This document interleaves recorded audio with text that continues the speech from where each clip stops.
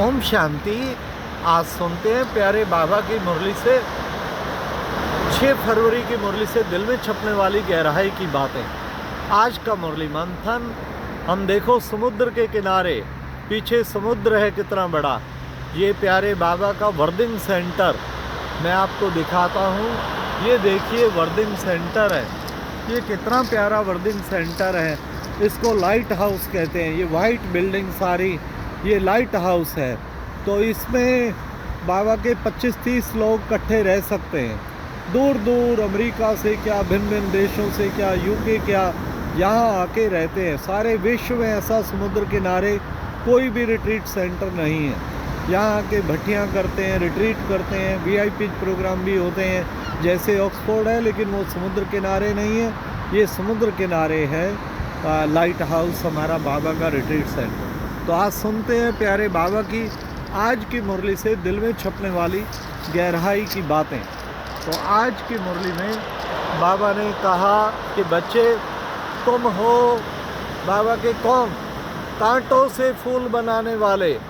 तुम हो बाबा के माली। अच्छे माली भी हैं और बच्चे देखो कहीं ढीले ढाले माली भी हैं। अच्छे माली अच्छे अच्छे फूल बनाते हैं, बाबा के पास ले आते हैं। तुम भी वैसे ऐसे अच्छे माली बनना है। ये बगीचा है ना बाबा का। आज की मुरली में था, तकदीर जगा कर आई हूँ, नहीं दुनिया बनाने के लिए आई हूँ। बच्चे पढ़ाई पढ़ने जाते हैं तो तकदीर बनाने जाते हैं ना। तुम बच्चे भी यहाँ बाबा के पास आके पढ़ते हो, अपनी अपनी तकदीर बना रहे हो। सब अपनी तकदीर अनुसार, कोई बच्चे राजा पद पाते, कोई बच्चे साहूकार बनते, कोई प्रजा बनते, कोई दास दासियाँ, तो कोई फिर नौकर चाकर भी बनते। बच्चे तुम ऊंची तकदीर बनाने के लिए आए हो ना, तो बाप के पास फिर अच्छी तरह से पढ़ाई पढ़ना है। पढ़ाई पढ़ते पढ़ते कई बच्चे बहाना देते हैं, बाबा हम इतना दूर से पढ़ने के लिए नहीं आ सकते। अरे बाबा तुम्हारा परम धाम से आता है पढ़ाने, तुम यहाँ से पढ़ने नहीं आ सकते। हाँ, 10 माइल से भी पढ़ने आना चाहिए, 5 माइल से भी पैदल चल कर भले आना पड़े। बच्चे तुम्हें थकावट नहीं होगी, अगर तुम योग बल में आएंगे तो तुम्हें थकावट नहीं होगी। ये पढ़ाई का तुम्हें कदर होना चाहिए, कितनी ऊंची तुम्हें पढ़ाई बाबा पढ़ाता है। फिर बाबा ने कहा कि बाबा तो इस वक्त तुम आया है, तुम सब बच्चों को, वास्तव में बागवान है वो, बागवान है। सब बच्चे देखो उस बागवान शिव के ऊपर क्या चढ़ाते हो तुम? हाँ, दूध चढ़ाते हो, वो भी 5% दूध, 95% उसमें पानी। हाँ, तुम ये बाबा का कितना इंसल्ट करते हो। कोई अक्के फूल चढ़ाते, कोई कुछ चढ़ाते। अरे ऐसे बाबा पे तो अच्छा दूध चढ़ाना चाहिए। आज बाबा ने कहा बाबा को, बाबा को आया कि तुम कैसे मेरे को भूल गए। बाबा ये तो जो पानी है इम्प्योरिटी की निशानी है कि तेरे ऊपर इम्प्योरिटी, अक्के फूल माना तेरे पे सारे विकार चढ़ा देते हैं। फिर बाबा ने कहा बच्चे देखो बच्चे, बेहद की रात और बेहद का दिन, बाबा आया है बेहद की रात और बेहद का दिन बनाने के लिए। बच्चे बाबा अब ये चक्कर चलता रहता है, ब्रह्मा की रात ब्रह्मा का दिन। अच्छा बच्चे, जो अच्छे माली होंगे ना, बड़े अच्छे अच्छे फूल बना के बाबा के पास लाए। बाबा के पास जब मधुबन जाते थे, बाबा कहते थे बच्चे गुलदस्ता लाए हो? बाबा गुलदस्ता तो नहीं, वो सोचते थे फूलों का। अरे बच्चे चेतन फूलों का गुलदस्ता बाबा को ला के दो। तो फिर वो चेतन फूलों का गुलदस्ता ले आते थे। बाबा कहते बाबा ये 5 रतन हम लाए हैं, 5 फूलों का गुलदस्ता। बाबा खुश होते थे। बाबा कहते थे बच्चे ऐसे बाबा को खुशबूदार फूल चाहिए। फिर बाबा ने कहा कि बच्चे तुम बच्चे ज्ञान को धारण करते हो, जितना ज्ञान को धारण करते हो उतना नशा चढ़ता है। तुम बच्चे अच्छी तरह से ज्ञान की गहराई में जाओ। देखो बच्चे, माला बनती है ना, 8 भी होते हैं, 108 भी होते हैं, 16,108 की भी माला होती है।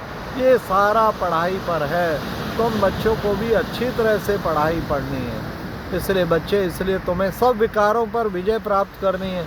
ये विकारों की प्रवेशता सब में है। इन विकारों पर विजय प्राप्त करके बच्चों को दिखाना है। तो बच्चे जितना तुम विकारों पर विजयी बनेंगे तो विजयी रतन बनेंगे। विजय माला क्यों गाई हुई है? बाबा ने कहा विजय माला गाई हुई है। भक्तियाँ तुम सब याद करती हो भगवान को, तो भगवान आते हैं। तो ये विजय माला विजय प्राप्त करने की निशानी है कि 5 विकारों पर हमने विजय प्राप्त कर ली। ये 5 विकार हैं जिन पे विजय प्राप्त करते हैं, तब हम विजय माला का मणका बंधे। चेक करो अंश में भी कोई विकार तो नहीं रहा। फिर बाबा ने उसके बाद आज कहा कि बच्चे देखो, ये तुम बच्चे कितना ऊंचा पद पाते हो। हाँ देखो, गाया जाता ना, ब्रह्मा देवताय नमः, अरे विष्णु देवताय नमः, अरे शंकर देवताय नमः, और फिर कहते हैं शिव परमात्माय नमः नमः। बच्चे शिव परमात्मा को बारंबार नमस्कार। बच्चे ब्रह्मा देवता है, शंकर देवता है, विष्णु देवता है, हाँ, लेकिन शिव परमात्मा है, उसको सब याद करते हैं। तो बाबा आया है, अब उस शिव परमात्मा के डायरेक्शन पे चलना चाहिए। कदम कदम तुम बच्चों को बाबा के श्रीमत पर चलना चाहिए। जितना तुम बच्चे श्रीमत पर चलेंगे उतना उच्च पद पाएंगे। इसलिए बच्चों को पुरुषार्थ करना है। अच्छा बच्चे, जितना बाप को याद करेंगे तुम्हारे विक्रम विनाश होंगे। अब तुम्हें अपने विक्रमों को विनाश करने का होना रखना चाहिए और कहीं बुद्धि ना जाए। बाबा ने कहा बस अपने को आत्मा समझ, एक बाप को याद करना है, बाकी सब तुम्हें भूल जाना है। बच्चे, तुम्हें कभी भी बहाना नहीं देना, ये कारण नहीं बच्चे। अरे शरीर छूट जाए तो फिर क्या होगा, आप तुम जाओ। बाबा ने कहा फिर कोई तुम आगे पढ़ाई तो पढ़ी नहीं, थोड़ा सा ज्ञान लिया, शरीर छूट गया। इसलिए बच्चे, हाँ, ज्ञानी बच्चे भी यहाँ से शरीर छोड़ के जाते हैं, तो वो जाके जिसके शरीर में प्रवेश करेगी आत्मा, वो एकदम जाग उठेगी, ज्ञान में चल पड़ेगी। तो बाबा ने कहा बच्चे, ये सब कार्मिक अकाउंट सबका चल रहा है। इसलिए बच्चे, महाभारत लड़ाई सामने खड़ी है, किसी समय भी मृत्यु आ सकता है। तुम बच्चों को इसके लिए अच्छी तरह पुरुषार्थ करना है। सतयुग में तो अकाले मृत्यु होता नहीं, पूरे टाइम पे ही मृत्यु होती है। अमर पद पाते हैं। अभी तुम आए हो अमर पद पाने के लिए। देवी देवता जब आसुरी अवगुण आ जाते हैं तो फिर असुर बन जाते हैं। फिर बाबा आके उन्हें असुर से देवता बनाते हैं। देखो बच्चे, 3 फ्लोर गाए जाते हैं ना, first floor, second floor, third floor. हम हैं थर्ड फ्लोर पे।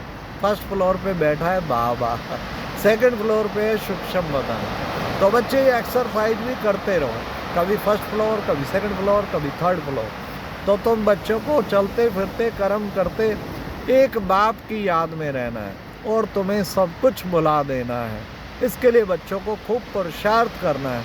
विदेही बनकर जितना पुरुषार्थ करेंगे उतना ही तुम उच्च पद पाएंगे। बाकी थोड़ा समय है बच्चे, इस समय का तुम्हें बहुत महत्व होना चाहिए।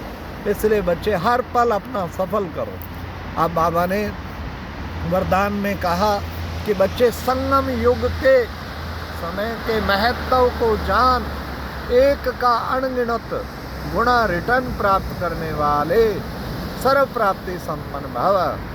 संगम युग का बच्चे बाबा बंधा हुआ है एक का अनगिनत गुणा रिटर्न देने के लिए। इसलिए बच्चे सारा दिन अपने को ज्ञान, योग, धारणा, सेवा लगातार बिजी रखो। उससे क्या होगा, एक का अनगिनत गुणा मिलता जाएगा। तो संगम युग पर एक का अनगिनत गुणा प्राप्त करना है। अगर वो रिटर्न पाना है तो सर्व प्राप्ति संपन्न बन जाएंगे। बाबा ने कहा 1 सेकंड भी अगर वेस्ट हुआ तो बच्चे वो 1 वर्ष वेस्ट हुआ। इसलिए तुम्हें वेस्ट नहीं करना है। वेस्ट खत्म होगा तो तुम भी बेस्ट बन जाएंगे। आज फिर बाबा ने स्लोगन में भी कहा, परिस्थिति कैसी भी परिस्थिति आए, तुम्हें परिस्थितियों से डरना नहीं है। ये परिस्थितियाँ बच्चे आएंगी, चली जाएंगी। परिस्थिति आए और चली जाए लेकिन खुशी ना जाए। कभी कभी बाबा कहते जान चली जाए लेकिन बच्चे खुशी ना जाए। इतना तुम्हें खुशी में रहना है। खुशी का पारा तुम्हें चढ़ा रहना चाहिए। भगवान मिला है और क्या चाहिए, इतना ऊंचे से ऊंचा भगवान मिला। फिर बाबा ने आज फिर एकांत, एकता, एकांतवासी, एकता और एकाग्रता। बाबा ने कहा ये एकता और एकाग्रता ही सफलता का साधन है। इसलिए बच्चों को एकता, एक मत, सब मतों को एक मत में समा दो। परमत नहीं हो, मनमत नहीं हो और दूसरों की मत नहीं हो, शास्त्र मत नहीं हो, सबको श्रीमत में समा दो। तो ये हो गई एक मत। और एक मत से फिर एकता आएगी, फिर एकांत प्रिय बनेंगे और एकांत प्रिय बनने से एकाग्रता आ जाएगी और जब ये सब चीज़ें आ जाएंगी तो ऑटोमेटिकली तुम्हारे अंदर सफलता तुम्हें मिलेगी। अच्छा, ओम शांति। ये थी आज की मुरली से दिल में छपने वाली गहराई की बातें। ओम शांति।